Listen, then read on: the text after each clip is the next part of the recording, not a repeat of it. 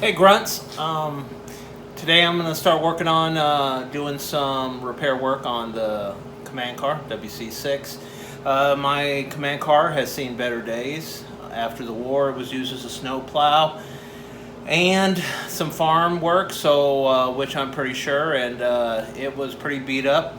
And so today we're going to work on hot riveting some brackets from other donor vehicles in place. So for those of you who haven't done hot riveting, I'll try to simplify it and show you enough video that you can do this yourself. But anyway, that's the goal today. Half-ton Dodge. We're going to do some hot riveting. Stay tuned.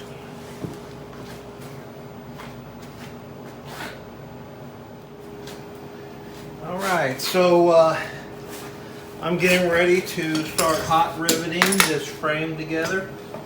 Gotta set the bracket on the back side, but this is basically my plan.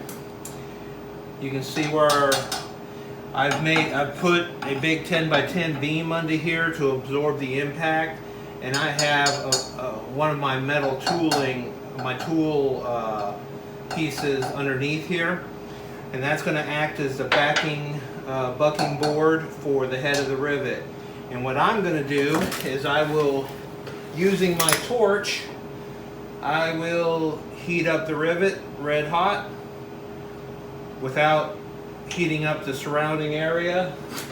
And then I am going to take my air hammer with a little rounded bit to match the head of a rivet. And we're basically going to hammer this down. What it's going to do is expand the rivet in the hole, and that's going to bind the rivet in there, and that's part of the strength, and then it's going to mushroom the head over. So stay tuned.